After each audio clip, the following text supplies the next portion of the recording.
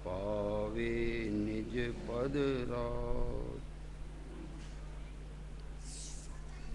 दूसरे अध्याय का भी मंगलाचरण। मिथ्या भाव अभाव ते जो प्रगटे निज भाव, सो जयवंत रहो सदा, यही मोक्ष उपाय। ये मोक्ष मार्ग प्रकाशक नामक शास्त्र है, पंडित प्रवर टोडरमल जी द्वारा रचित। दूसरा अध्याय अपन ने प्रारंभ किया है, जिसमें संसार अवस्था का स्वरूप लिखा है। कल अपन ने जो चर्चा की है, कर्म बंधन का निदान। जीव के अनादिकाल से पर्याय में कर्म बंधन चल रहा है। देखो, कर्म बंधन को स्वीकार करने में दृष्टि मिथ्या नहीं होती, एक बात बता दें जरा, बल्कि कर्म बंधन को स्वीकार न करने में दृष्टि निश्चयाभासी हो जाती है। मगर कर्म बंधन अपना स्वरूप नहीं है। कर्म बंधन, कर्म तो संयोगी हैं, उनका बंधन कहना तो उनमें ही संभव है, मेरे में संभव नहीं है। एक बात, कर्म के निमित्त से जो मोह राग द्वेष होते हैं, उनका भी परिणमन अपने पर्याय में तो है, मगर मेरे स्वरूप में उनका परिणमन नहीं। स्वरूप तो जैसा अनादि से है वैसा आज है और अनंत काल तक वैसे ही रहने वाला है। उसे रागादि भाव छू नहीं सकते, उसमें रागादि का प्रवेश वर्जित है। कर्मों की तो बात कौन चलाई, संयोगों की तो बात कौन करे, लेकिन संयोग भी वर्तमान अवस्था में, संसार अवस्था में मौजूद हैं, ये 100% सत्य है। संयोगी भाव भी मौजूद हैं, ये बात भी सत्य है। संसार अवस्था है, ये बात भी सत्य है। और संसार अवस्था मेरा स्वरूप नहीं है, ये परम सत्य है। ठीक है ना। अब जब ये पूरा भेद ज्ञान होगा और दृष्टि अपनी संसार और संयोगों से हटेगी, संयोगी भावों से हटेगी और स्वभाव पर जाएगी, और जब स्वभाव की प्रतीति करेगी, निर्विकल्प अनुभव करेगी, बस मोक्ष का मार्ग प्रकट हो जाएगा। संसार मार्ग का अभाव होने लगेगा। यही एक अनादि से विधि है। इस विधि को छोड़ के कोई जीव किसी अन्य प्रकार से संसार का अभाव कर सके, ये संभव नहीं। देखिए, अब कर्म बंधन का निदान बताया था, कर्म के अनादिपने की सिद्धि की थी, क्योंकि कर्म का संबंध इस जीव से कब से है, अनादिकाल से है। हमारा भी संबंध इससे कब से है, अनादिकाल से। लेकिन संबंध है, और संबंध का अर्थ ही होता है कि ये अलग है और मैं अलग, तब तो संबंध है। और ये संबंध केवल इतना ही है कि ये इसके मेरे परिणामों के निमित्त से एक द्रव्य कर्म बनते हैं। द्रव्य कर्म का उदय आता है तो उसके उदय में जीव के परिणाम होते हैं। और यदि वही जीव द्रव्य कर्म का उदय भी होवे, लेकिन अपने स्वभाव में अपने उपयोग को लगावे, तो नवीन आश्रव बंध नहीं होते हैं, और पुराने जो कर्म बांधे हैं उनकी निर्जरा होती है। और इस तरह से जीव संवर पूर्वक निर्जरा करके मोक्ष मार्ग में आगे बढ़ता है। देखिए, तो ये अनादिपने की इसमें सिद्धि हुई। अब इस पेज पर 23 पेज पर ये प्रकरण चलता है। ऐसा आगम में कहा है, युक्ति से भी ऐसा ही संभव है। कर्म के निमित्त बिना पहले जीव को रागादि कहे जाएं तो रागादि जीव का एक स्वभाव हो जावे, क्योंकि पर निमित्त बिना जो हो उसी का नाम स्वभाव। देखो, तो रागादि आत्मा का स्वभाव है क्या, कि नहीं है। तो रागादि किसके निमित्त से हुए, कि द्रव्य कर्म के निमित्त से हुए। तो द्रव्य कर्म तो अनादि का है, और अनादि का है तो द्रव्य कर्म भी किसके निमित्त से हुआ, कि अनादि में निमित्त की खोज नहीं की जाती। अनादि वस्तु स्वयं सिद्ध होती है, उसमें निमित्त नहीं खोजा जाता। नवीन कार्य होने में निमित्त देखा जाता है, और नवीन कार्य जब भी होगा उसका निमित्त अवश्य होगा। इसलिए यहाँ लिखा कि वो जो कर्म का निमित्त है, उसका अगर जीव के कर्म का निमित्त ना हो तो रागादि भाव की सिद्धि ही ना हो। तो कर्म निमित्त बिना रागादि भाव होते नहीं, और जिसमें निमित्त मौजूद हो वो वस्तु का स्वभाव नहीं होता। समझ में आया कि नहीं। इसलिए रागादि भाव नैमित्तिक भाव हैं, उपाधि भाव हैं, विकारी भाव हैं, संयोगी भाव हैं, आत्मा के स्वभाव नहीं। समझ में आए ना? इस तरह से इनका संबंध है उसी का, तो परनिमित्त बिना हो उसी का नाम स्वभाव है। इसलिए कर्म का संबंध अनादि ही मानना। कब से है कर्म का संबंध? अनादि से। इसका अर्थ ये भी है कोई भी सिद्ध अनादि का नहीं होता। क्या कहा? एक भी सिद्ध, अनंत सिद्ध हैं और उनकी परंपरा अनादि की है, लेकिन कोई भी सिद्ध अनादि का नहीं। सब सिद्ध सादि वाले हैं। शुरुआत होती है, कभी ना कभी वो कर्म का क्षय करके, आठों कर्मों का नाश करके सिद्धत्व अवस्था को प्राप्त करता है। अन्य मतों में सिद्ध एक स्थापित ही सिद्ध होता है, वह वो सिद्ध ही है ऐसा मान लेते। जैन दर्शन में ये नहीं है। सिद्ध पुरुषार्थ से बनते हैं, अनादि सिद्ध कोई नहीं होते। और प्रत्येक आत्मा में सिद्ध स्वभाव पड़ा हुआ है और उसमें सिद्ध बनने की सामर्थ्य मौजूद है। केवल इसका भी परिचय हो जाए, फिर भेद ज्ञान हो जाए, बस फिर समझ लीजिए कि मोक्ष मार्ग में जीव लग जाएगा और आगे बढ़ के मुक्ति को प्राप्त करेगा। और मुक्ति प्राप्त करना ही हमारा प्रयोजन है। क्या कह रहे? इस सब और शुद्धात्मा को समझने का प्रयोजन क्या है? संसार के दुखों का अभाव करना, अपने में निर्मल दशा प्रकट करना, मुक्ति को प्राप्त करना, ये अपना कहना चाहिए प्रयोजन। और यही कारण है अपन सबको लोग मुमुक्षु कहते। मुमुक्षु, मुमुक्षु माने जो मोक्ष की इच्छा करे सो मुमुक्षु। ऐसा कौन है जो बंधन की इच्छा करता है और बंधन में पड़े रहना चाहता है? जेल जाने का भाव किसको है? जाना पड़े तो कितनी आकुलता, जल्दी छूटने के लिए कितना उपाय करता है, और जमानत कराने के लिए सब कुछ शर्तें मानने को तैयार होता है। लेकिन कोई भी जेल जाना पसंद नहीं करता, पर जावे तो छूटने का उपाय जरूर सोचता है। तो ये जीव अनादि से जेल में है, अनादि से बंद पर्याय चल रही, तो उसे तो जेल से छूटना है। छूटने का उपाय ये सब यहाँ बताया जा रहा है। प्रश्न, अब देखिए जरा प्रश्न। न्यारे न्यारे द्रव्य अनादि से उसका संबंध ऐसा कैसे संभव है? जब अनादि से द्रव्य न्यारे न्यारे हैं, पुद्गल कर्म न्यारा है और जीव न्यारा है, ये संबंध कैसे हो गया? एक प्रश्न आया। तो इसका जवाब पंडित जी कहते हैं, जैसे मूल ही से जल और दूध का, बोलो जल, दूध में जल किसने मिलाया? जो थन से दूध निकला गाय के, वो दूध में पानी मिला हुआ है। समझ में आया ना? किसने मिलाया? किसने नहीं, वो अनादि से मिला। जब से वो दूध की सत्ता है तब से वो मिला हुआ है। ऐसा जब से उस वस्तु की सत्ता है तब से ये मिले हुए हैं। आत्मा कब से कर्म सहित है? कि जब से आत्मा है। कब से है? कि अनादि से है, तो कर्म सहित ही है। अभी ये भी सिद्धि करेंगे कि कैसे संभव है?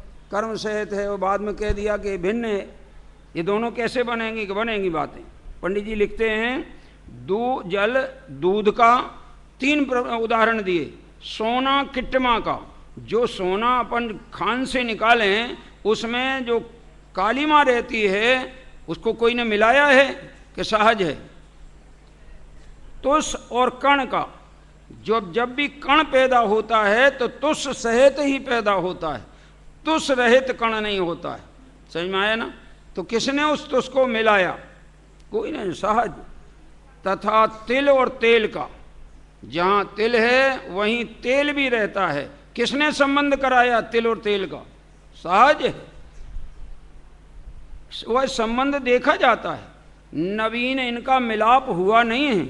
वैसे ही अनादि से जीव कर्म का संबंध जानना। संबंध को नहीं जानोगे तो संबंध विच्छेद नहीं कर पाओगे। क्या कहा? संबंध विच्छेद करना है तो संबंध स्वीकार करो। ऐसा नहीं हो सकता है कि कोई कोर्ट में पहुंच जाए कि हमें तलाक देना है, तो वो फिर ये पहले तुम्हें स्वीकार करना पड़ेगा अपने अर्जी में कि हमारा इनसे संबंध हुआ था और अब किन्हीं कारणों से, वो कारण भी लिखना पड़ेंगे आपको, इन कारणों से अब हम इस संबंध को तोड़ना चाहते हैं। ऐसा करना पड़ेगा। ख्याल में आए कि नहीं? तो यहाँ लिखा कर्म का संबंध जानना। नवीन इनका मिलाप हुआ नहीं। फिर तुमने कहा कैसे संभव है? तो कहे जैसे अनादि से जिस प्रकार कई भिन्न द्रव्य हैं, वैसे ही अनादि से कई मिले हुए द्रव्य हैं, ऐसे संभव है। इस प्रकार संभव होने में कुछ भी विरोध भाषित नहीं होता। अब वो फिर प्रश्न करता है। पंडित जी की ये शैली गजब है, प्रश्न उठाते हैं और उसका समाधान करते हैं। अब प्रश्नोत्तर शैली में सर्व शंकाओं का समाधान हो जाता है, इसलिए प्रश्नोत्तर शैली सर्वोत्कृष्ट शैली मानी जाती है टीचिंग के लिए भी। प्रश्न, संबंध अथवा संयोग कहना तो तब संभव है कि जब पहले भिन्न हो फिर मिले, या तो अनादि से मिले जीव कर्मों का संबंध कैसे कहा? जवाब, अनादि से तो मिले थे। देखना क्या सुंदर तर्क दिया है। अनादि से तो मिले थे, परंतु बाद में भिन्न हुए, तब जाना कि भिन्न थे। देखा, अगर वे भिन्न हुए हैं तो भिन्न थे तो भिन्न हुए हैं, अगर वे भिन्न ना होते तो वे भिन्न कभी किए नहीं जा सकते थे। इसलिए भिन्न हुए तब जाना कि भिन्न थे। इस प्रकार अनुमान से, ये हमने कैसे जाना कि भिन्न थे? अनुमान से जाना।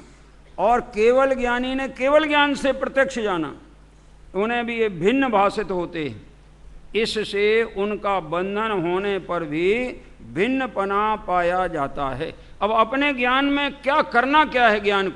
ज्ञान को पैना करके भिन्न को भिन्न जानना है, भेद को भेद जानना है। जिन परम पैनी सुबुद्धि छेनी डार अंतर, देखो कहाँ चलाई वो छेनी को? अंदर में, मगर कहाँ?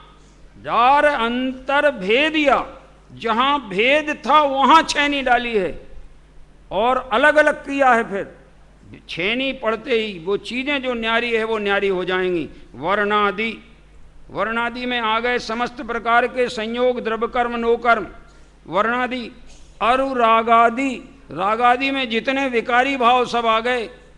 वर्णादि अरुरागादि ते निज भाव को न्यारा किया। देखो, वर्णादि रागादि को न्यारा नहीं किया, वर्णादि रागादि की संधि में छेनी डाली।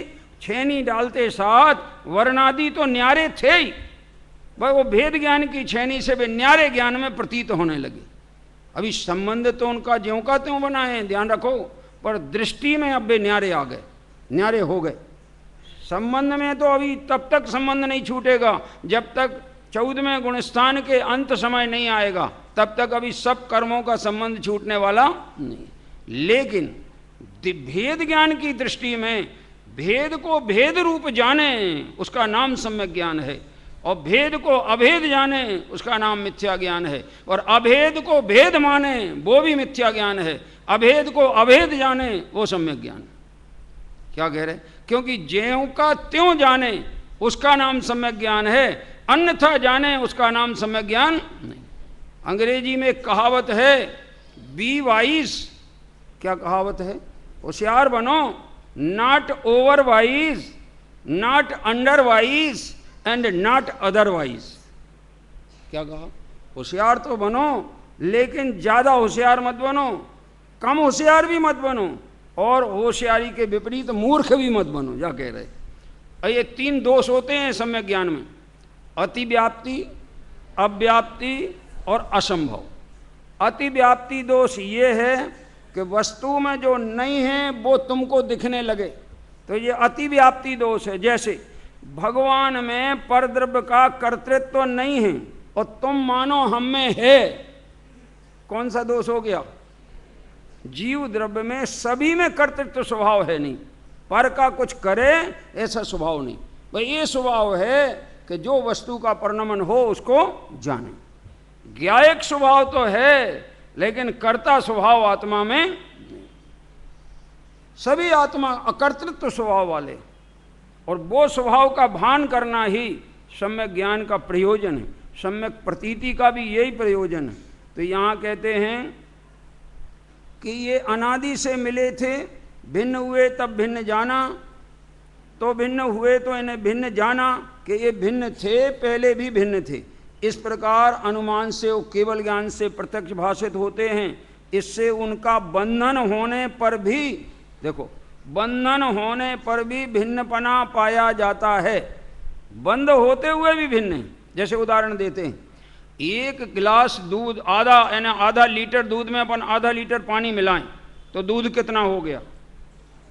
बोलो ना, कितना हो गया?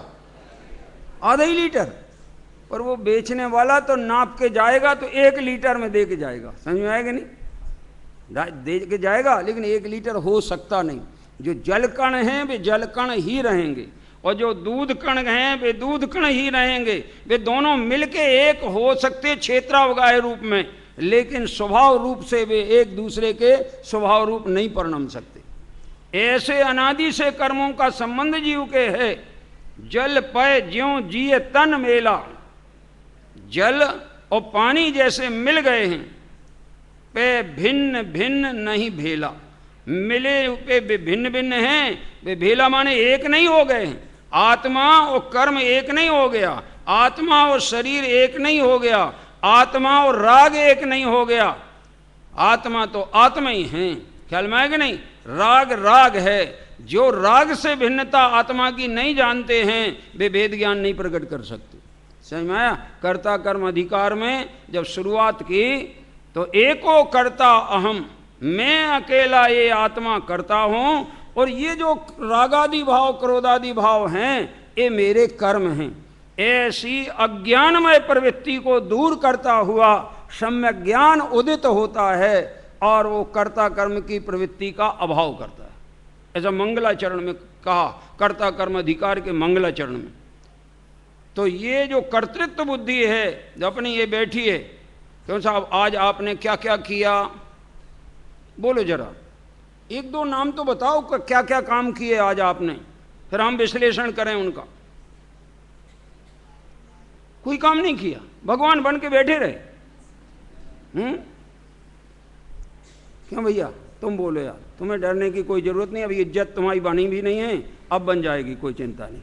ये इज्जत वाले तो बोल ही नहीं सकते, क्योंकि उसमें इज्जत जाने का डर है। बोलो, तुम बोलो, क्या काम किया सवेरे से अभी तक? अरे 1-2 नाम तो लो।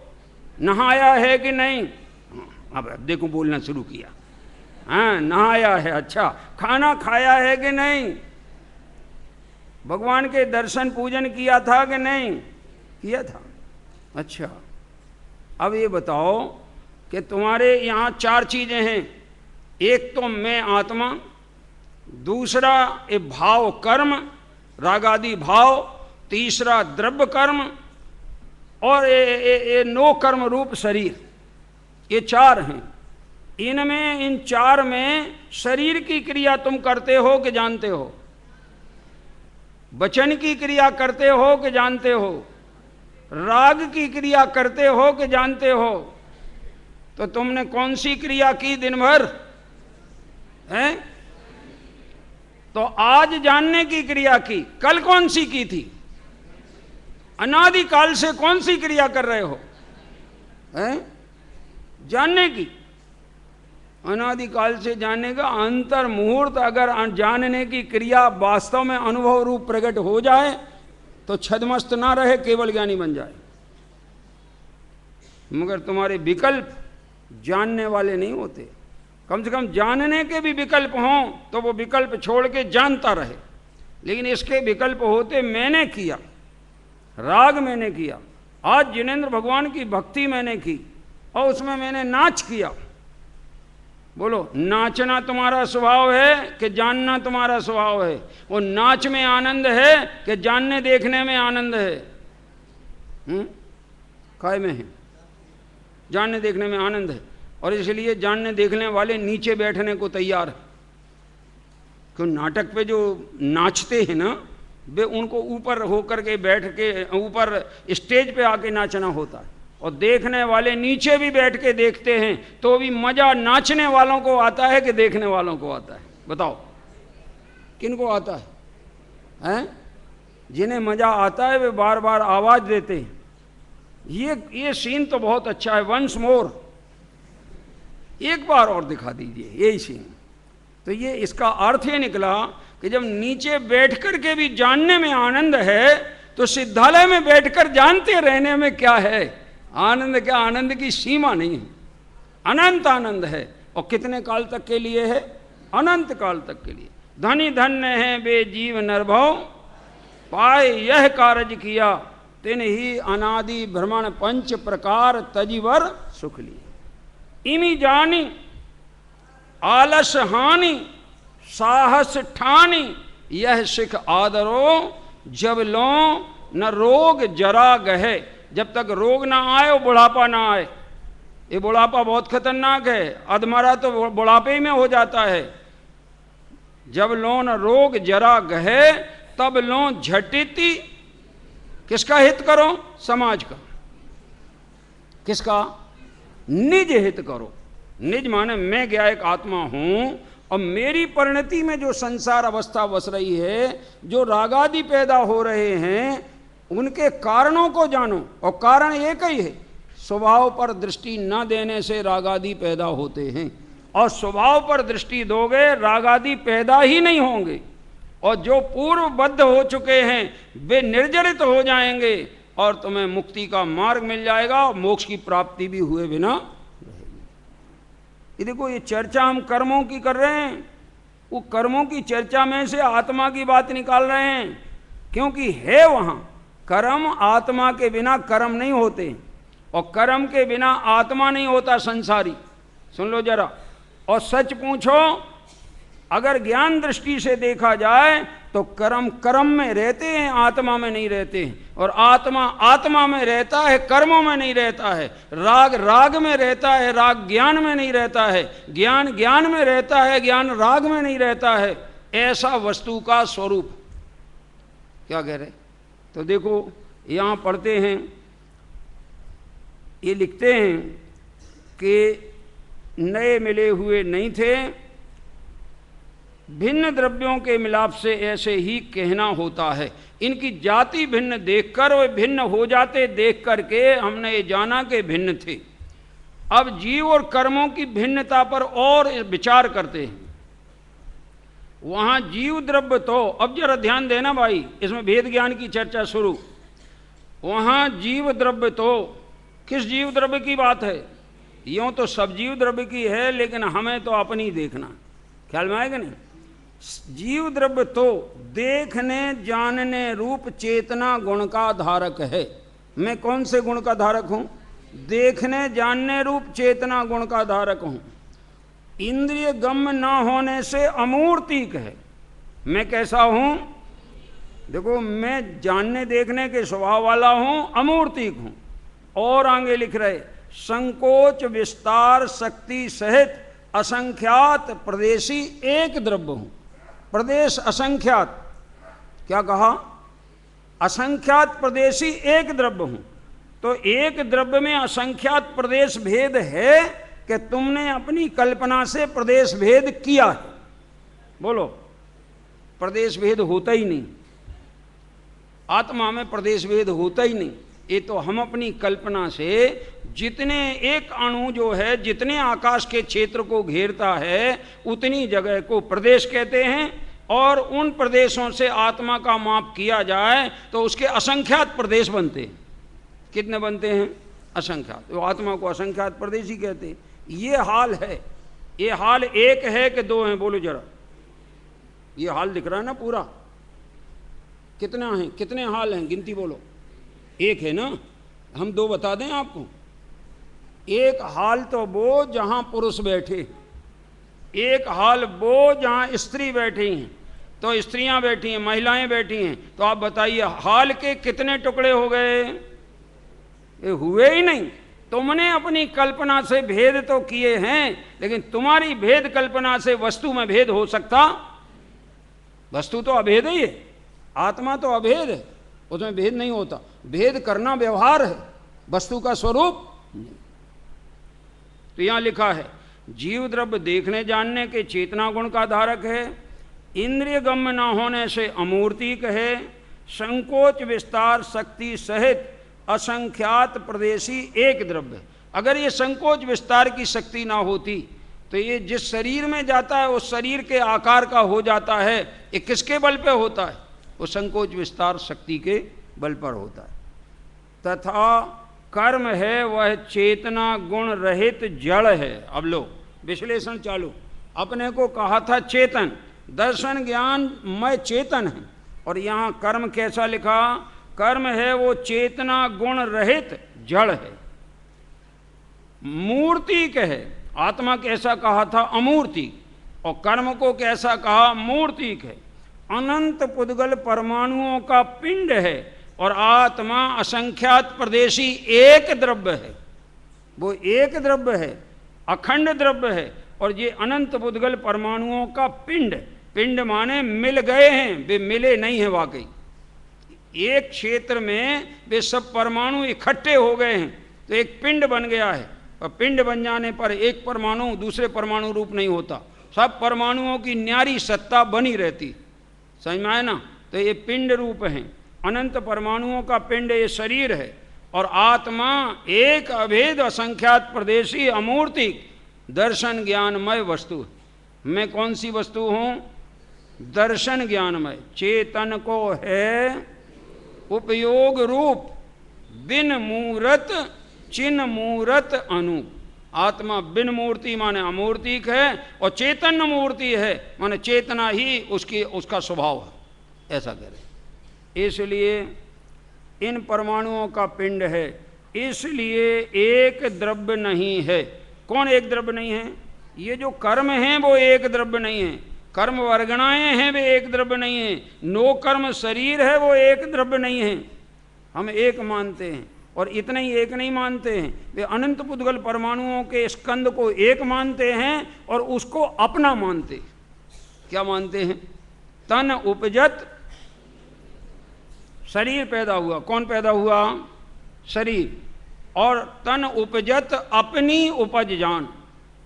बोलो, अपन पैदा हुए हैं कि अनादि के हैं? और अपन मरेंगे कि अनंत काल तक रहेंगे? तो जन्म मरण के लिए डरना कि निर्भय हो जाना? सबको डर लगता है। नाटक समय सार में बनारसी दास जी ने लिखा, काल सो डराए जैसे नाहर सो बकरी, ऐसी दुर्बुद्धि भूली झूठ के झरोखे झूली, फूली फिरे माया जंजीरों से जकड़ी। ऐसा लिखा है नाटक समय सार। इसलिए यहाँ देखो क्या कहते हैं, ये अनंत पुद्गल परमाणुओं का पिंड है, और इसलिए वो एक द्रव्य नहीं है। इस प्रकार ये जीव और कर्म हैं। कर्म अनंत हैं, जीव एक। अब ये बताओ, कर्म का काम जीव करता है कि जीव का काम कर्म करते हैं, कि कर्म अपना काम करता है जीव? क्या बात सही है? कर्म अपना काम करते, जीव अपना काम करता है। तो फिर एक दूसरे के कर्ता हैं कि नहीं हैं? लेकिन जीव में एक विशेष गुण है, वो स्वयं को भी जानता है और इन कर्म परमाणुओं को, कर्म स्कंदों को भी जानता है। लेकिन कर्म स्कंद न अपने को जानते हैं न पर को जानते। अपने में जो विकारी भाव पैदा होते हैं वे अपने ज्ञान में आ जाते हैं। जैसे कोई यहाँ बैठा है, किसी से बहस हो रही है और उसको गुस्सा आना शुरू हो गया, तो वो कहता है देखो भाई अब हमसे बहस मत करो, हमें गुस्सा आ रहा है और हमारा गुस्सा बहुत खतरनाक है। किसने जाना? अभी आया नहीं है, आ रहा है, माने अभी दूर है, अभी आया नहीं है। पर किसने जान लिया? ये दूर से आते हुए को ज्ञान ने जान लिया। क्या जान लिया? कि हमारे क्रोध आ रहा है। और वो क्रोध कैसा जाना उसने? खतरनाक। तो इस खतरनाक को अपने घर में आने देना कि नहीं? बोलो भाई, हैं? नहीं आने देना चाहते तो एक ही उपाय है, तुम अपने स्वभाव को देखने लगो, वो आएगा ही नहीं। और तुमने उसकी तरफ देखा, वो तुम्हारे घर में आ जाएगा, अंदर घुस जाएगा। समझ में आया? और तुम आकुलित हो जाओगे, तुम्हें दुख पैदा हो जाएगा। इसलिए जब भी कर्म आवे उनकी तरफ देखना बंद करो, स्वभाव को देखो। स्वभाव को देखने वाले के पास कर्म आते नहीं। बोलो, कठिन काम है कि सरल? बोलो, अपने को देखना कठिन है कि सरल? सरल है, पर अभी तक नहीं कर पाए, इसलिए सरल कहना एक विडंबना है। अगर कर लिया होता तो हम कहते कि बहुत सरल था, आपने जल्दी निपटा लिया, लेकिन अभी तक नहीं कर पाए करना। और हम सरल बोल रहे हैं, सरल तो हम इसलिए बोल रहे हैं कि जो अपना काम है वो सरल ही होता है, जो पराया काम है वो तुम्हारे अधीन नहीं है, इसलिए उसको करना कठिन है। कर्म का कार्य आत्मा करे महाकठिन कार्य है, आत्मा जानने का कार्य करे महासरल कार्य है। बोलो, जानना सरल है कि कठिन? बोलो भाई, बोलते चलो, तुम तो सरल है। ठीक है, इतने जन्म में इतना ही बोलने की हिम्मत करते, वो भी बहुत धीरे से, मालूम नहीं क्या हो गया है। अरे डरने की जरूरत नहीं है, यहाँ से तो डर छोड़ के जाना है, पर वे ही छोड़ पाएंगे जो वस्तु को यथार्थ निर्णय कर लेंगे, उनको डर नहीं रहेगा, वे वास्तव में निडर हो जाएंगे। देखो आगे लिखा कि एक द्रव्य नहीं है, ये सब जीव और कर्म हैं। इस प्रकार ये जीव और कर्म हैं, इनका अनादि संबंध है। तो भी जीव का कोई प्रदेश कर्म रूप नहीं होता और कर्म का कोई भी परमाणु जीव रूप नहीं होता। अपने अपने लक्षण को धारण किए भिन्न भिन्न ही रहते हैं। जैसे सोने और चांदी का एक स्कंद हो, तथापि पीतादि गुणों को धारण किए हुए सोना भिन्न रहता है और श्वेतादि गुणों को धारण किए चांदी भिन्न रहती है। वे वैसे ही आत्मा चेतन गुण को धारण किए हुए भिन्न रहता है और जड़ कर्म जड़ता को धारण किए हुए भिन्न रहते हैं। कर्म रूपी होते हैं और आत्मा अरूपी होता है। इनमें बहुत अंतर है। ये अंतर को हमारा ज्ञान अपने को भी जानेगा और ये अंतर को भी जानेगा और वे भिन्न पदार्थों को भी ज्यों का त्यों जानेगा। ये गजब की सामर्थ्य है आत्मा में, अपने को भी जानना, पर को भी जानना। लेकिन एक गजब ये भी सामर्थ्य पाई जाती है, अरहंत भगवान हमारे आत्मा को जान सकते हैं, लेकिन हमारे आत्मा का अनुभव करने की सामर्थ्य अरहंत भगवान में नहीं है, सिद्ध भगवान में भी नहीं है। क्या कह रहे? क्यों? क्योंकि अनुभव वही कर पाता है जो उससे तन्मय हो। हमारे आत्मा से हमारा ज्ञान तन्मय है, इसलिए हम अपने आत्मा का अनुभव कर सकते हैं, वेदन कर सकते हैं, लेकिन पर आत्मा का अनुभव और वेदन करना तुम्हारे बस की बात नहीं, किसी के बस की बात नहीं। सब आत्मा अपना अनुभव कर सकते हैं, अपना वेदन कर सकते हैं, पर का अनुभव, पर का वेदन नहीं कर सकते। तो अपना वेदन जब सब कर सकते हैं तो क्यों नहीं कर रहे? करना चाहिए कि नहीं? करना चाहिए। इसलिए यहाँ लिखा कि इनका अनादि संबंध है। हाँ, चांदी और सोने का एक जगह एक स्कंद होवे तो भी सोना अपने स्वर्णत्व को नहीं छोड़ता और चांदी अपने चांदीपने को नहीं छोड़ती है। इसी तरह आत्मा को, कर्मों को भिन्न जानना। अभी एक और बात इसमें आ रही है, अमूर्तिक आत्मा से मूर्तिक कर्मों का बंधन किस प्रकार होता है। अब जरा ये बात चल रही, देखो हम तो बिल्कुल सरल चीज ले रहे हैं। दूसरा अध्याय है, शुरू के अध्याय सरल कहलाते हैं, आगे के अध्याय थोड़े विशेष, आपका ज्ञान वर्धक होने से विशेष हो जाते हैं। ये सामान्य अभी चल रहा है, लेकिन ये सामान्य ज्ञान जिनको नहीं होता उनका विशेष ज्ञान झूठा होता है, वह विशेष ही नहीं सही है। निर्विशेषो ही सामान्यम भवेत खर विषाणवत। विशेष के बिना सामान्य भी गलत होता है और सामान्य बिना विशेष का ज्ञान होता ही नहीं। इसलिए इनमें जोड़ी है। और ये भी नियम है, पहले सामान्य ज्ञान होगा फिर विशेष ज्ञान होगा, लेकिन अकेले सामान्य ज्ञान से बहुत खतरा है। हमने तो एक अंग्रेजी कहावत पढ़ी है, little knowledge is a dangerous thing. क्या कहा? तो ये सामान्य ज्ञान लिटिल नॉलेज में आता है, समझ में आया? और डेंजरस थिंग। हम तो कहे एक बार एक प्रवचन सुन के आए, अब हमें सब समझ में आ गया, अब हमें कुछ समझना बाकी नहीं रहा, यानी तुम्हें कुछ नहीं समझ में आया। इतने यानी इसका अभ्यास करने पर ये बात अपने हृदय में फिट बैठती है, अपने प्रतीति में आती है। बारंबार अभ्यास करने की बात है। ताते जिनवर कथित तत्व अभ्यास, और अभ्यास एक बार का करना अभ्यास नहीं कहलाता, बिल्कुल वही चीज बार बार करने का नाम अभ्यास कहलाता है। समझ में आया? तो स्वाध्याय तो निरंतर चलना चाहिए। अरे जो छठी सातवें गुणस्थान में जुड़ने वाले मुनि हैं, वे भी प्रमत्त दशा में आते हैं तो स्वाध्याय में लगते। उत्कृष्ट कार्य है स्वाध्याय का। जगत के एक ध्यान को छोड़कर स्वाध्याय से बड़ा कोई व्यवहार धर्म नहीं है। और वही स्वाध्याय अंतर्मुखी हो जाए तो वो सच्चा सम्यक दर्शन ज्ञान चार्थ को प्रकट करने में समर्थ, ऐसा है। इसलिए यहाँ लिखा अमूर्तिक आत्मा का मूर्तिक कर्मों से बंधन किस प्रकार। यहाँ प्रश्न है मूर्तिक का मूर्तिक का तो बंधन होना बने, अमूर्तिक का बंधन कैसे बने।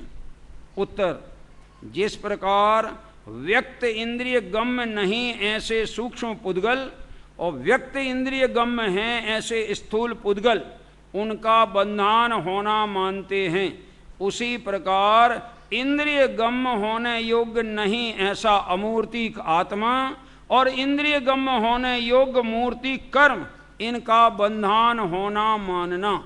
इस बंधन में कोई किसी का कर्ता तो है नहीं। लो क्या कह दिया, कर्म का कर्ता आत्मा नहीं। भले करणानि योग में गोमठ सार में निमित्त नैमित्तिक अपेक्षा चर्चा चलेगी तो आत्मा कर्मों का कर्ता कहा जाएगा। अभी आपको मालूम एक बार ऐसा विवाद चला, 8 लेख लिखे विद्वानों ने एक विषय पे, काय पे, कि नमो अरिहंताड़म सही है कि नमो अरहंताड़म सही है। तो बहुत से विद्वानों ने एक कल्पना की नहीं अरहंताड़म सही है, कि क्यों कि इसमें अरि माने होता है शत्रु और उसको हंत माने मारा, सो हिंसा की गंध आती, ऐसा तर्क दिया उन्होंने। इसलिए अरिहंताड़म नहीं बोलना चाहिए, क्या बोलना चाहिए, अरहंताड़म। ऐसा लेख लिखा, कोई ने ये लेख लिखा कि नहीं अरिहंताड़म सही है, 4 घातीय कर्मों का नाश करके तो अरहंत बनते हैं कि नहीं बनते। तो अरिहंताड़म कहना सत्य, और धवला में भी अरिहंताड़म सिद्ध किया है, समझ में आया ना। अब जब ये विवाद बड़े, बहुत से लेख लिखे गए, एक लेख मैंने भी लिखा इस पर, और सन्मति संदेश में, इसमें क्या नाम, जैन संदेश में छपाया, और लेख हमने लिखा अरिहंत और अरहंत दोनों पद शाश्वत। क्या लिखा, इतना अंतर है, अरिहंत पद व्यवहार की मुख्यता से कहा गया है, अरहंत पद निश्चय की मुख्यता से कहा गया। जहां आत्मिक गुणों की मुख्यता होती है वहां अरहत कहलाता है, अरहत का प्राकृत में अरहंत बनता है, समझ में आया। और जहां कर्मों को शत्रु के रूप में बताया जाता है, आत्मा को उसका नाश करने वाला बताया जाता है, वो सब व्यवहार का कथन है। इसलिए अरिहंत व्यवहार से अनादि का है और अरहंत पद निश्चय से अनादि का है। दोनों पद अनादि के हैं, कोई में दोष कल्पना करना गलत है।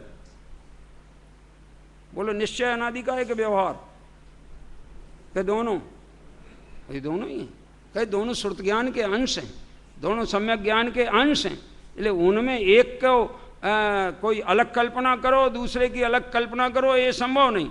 विषय की अपेक्षा उनमें भेद पाया जाता है। उनको जो काम सौंपा जाता है, या वो कहना चाहिए उनके लिए जो निरूपण करने की विधि है, वो एक अलग है, लेकिन दोनों श्रुत ज्ञान के अंश हैं। व्यवहार नए भी श्रुत ज्ञान का अंश है और निश्चय नए भी श्रुत ज्ञान का अंश है। और वैसे देखा जाए आत्मानुभूति में जैसे व्यवहार बाधक है तत्व निर्णय में, वो भी कब, उसको यथार्थ मानो तो बाधक है तत्व निर्णय में, और उसको उपचार जानो तो निर्णय में सहायक है। ऐसे ही जो निश्चय है उसका विकल्प जब तक चलेगा वो अनुभूति में बाधक रहेगा, और जब निश्चय का भी विकल्प छूट जाएगा अनुभूति प्रकट हो जाएगी। ये वो मुक्त्वा नए पक्षपातम स्वरूप गुप्ता निवसंति नित्यम विकल्प जालाश्च्युत शांत चित्ता तएव साक्षात अमृतम पिबन्ति। जो विकल्प जाल से रहित होते, जो नए पक्षपात से रहित होते हैं, वे ही जीव अध्यात्म का अमृत अथवा आत्मा की अनुभूति का अमृत पान करते हैं। इसलिए यहाँ लिखा कि जो अमूर्तिक आत्मा इंद्रियगम्य होने योग्य मूर्ति कर्म, इनका बंधन होना मानना, और इस बंधन में कोई किसी का कर्ता तो है नहीं। जब तक बंधन रहे तब तक ये साथ रहते हैं, बस साथ में रहते। एक और बात बताएं, कई चीज़ें साथ में भी ना रहें तो भी वे साथ ही में हैं। जिनसे तुम्हारा राग निरंतर वर्तता रहता है, ममत्व रहता है, ये मेरी चीज है, वो मेरे से हजारों मील दूर हो तो भी तुम्हारा संग है उससे, और चक्रवर्ती का वैभव भी निकट हो, और जिसने भेद ज्ञान करके आत्मा की अनुभूति की है उसके लिए वो वैभव, पूरा का पूरा वैभव भिन्न पड़ा हुआ है, मिट्टी के ढेले के समान पड़ा हुआ है, वो उसे अपना मानता नहीं है। संयोग में है सो उसको जानता तो है, लेकिन वह संयोग मेरा नहीं है, मुझ में आया नहीं है, मुझ में आ सकता नहीं है, और मैं संयोगों से मिल सकता नहीं हूँ, ऐसा जानकर भेद ज्ञान के बल से अपने उपयोग को संयोगों से हटाकर अपने असंयोगी स्वभाव पर लगाता है। आत्मानुभूति प्रकट होती है, सम्यक दर्शन होता है, सम्यक ज्ञान होता है, अस्वरूप मग्नता होती है, सम्यक चारित्र होता है, सम्यक दर्शन ज्ञान चारित्राणी मोक्ष मार्ग होता है। ये मार्ग है। टोडर मल जी का एक एक शब्द ऐसा है कि कोई हटा दे तो विपर्यास हो जाएगा। एक शब्द को हिला नहीं सकते हो। अगर कहीं ही लिखा है तो वो जरूरी, अगर कहीं परंतु लिखा है तो वो बहुत ही ज़्यादा जरूरी। समझ में आया कि नहीं? क्योंकि उल्टी मान्यता का निराकरण परंतु बिना हुआ ही नहीं। इसलिए जहाँ भी परंतु लगाया उस पर समझ लीजिए उसके कथन पर उसका जो जो निर्णय है उसका मिथ्यापना साबित कर दिया। ऐसा इस प्रकार सो मूर्तिक अमूर्तिक, इस प्रकार मूर्तिक अमूर्तिक के इस प्रकार बंधन होने में कोई विरोध नहीं है। इस प्रकार जैसे एक जीव को अनादि कर्म संबंध कहा, उसी प्रकार भिन्न भिन्न अनंत जीवों के जानना, सबके कर्म संबंध मौजूद है। समझ में आया? अब एक बात और है, जब हम समय सार का विस्तार करते हैं, समय सार रखते हैं, और जब आत्मा का परिचय कराते हैं तो वहाँ कर्म की तो कौन बात करे, वहाँ तो राग को भी नहीं स्वीकार करते। राग मेरे आत्मा में था नहीं, है नहीं, हो सकता नहीं, ऐसा कहते हैं। और जब तो ठीक है, जब भेद ज्ञान चरम सीमा पर पहुँचता है तो कहते हैं अपने जो पर्याय भेद हैं वे भी मुझ में नहीं हैं। और कोई कोई तो इतना कहते हैं कि केवल ज्ञान के प्रदेश भेद मेरे से हैं।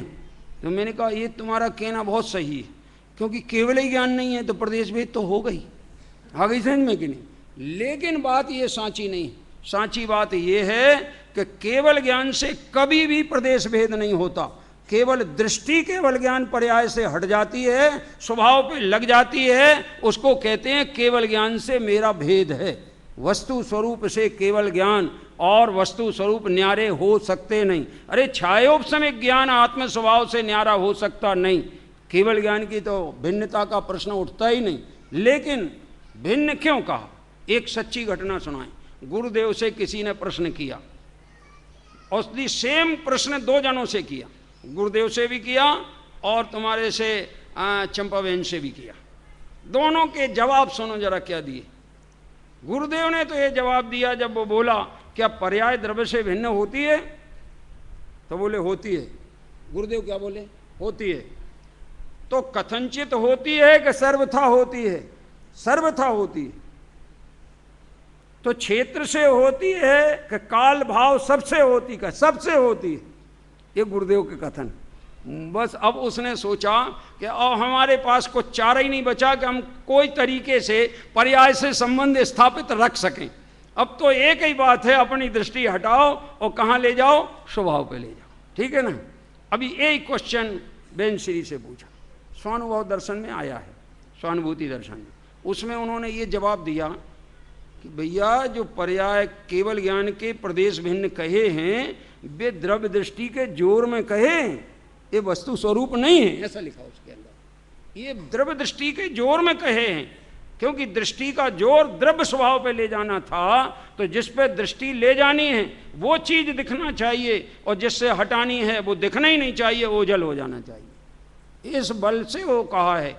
फिर आगे पूछा, अगर केवल ज्ञान के प्रदेश आत्मा से भिन्न हैं तो केवल ज्ञान असंख्यात प्रदेशों को छोड़कर कहाँ रहता है? ऐसा पूछो, बोलो कहाँ रहता है? हैं? फिर भिन्न कैसे? कि वो नहीं है भिन्न, वे तो अभिन्न ही हैं, अनादि से अभिन्न हो। अनादि से तो नहीं कहो, क्योंकि केवल ज्ञान तो अनादि का है नहीं, पर जब से है तब से वो अभिन्न है। और ज्ञान मात्र क्षय समय ज्ञान भी जब से है तब से आत्मा से अभिन्न है। केवल भिन्न इस दृष्टि से है कि दृष्टि जिस पे टिकती है उसकी सत्ता हमारी प्रतीति में आती है, और जिस पे हट जाती है वो हमारी दृष्टि में नहीं आता है। इस अपेक्षा भिन्न कहते हैं। ये अध्यात्म में भी बेहद सावधानी रखने की चीज है।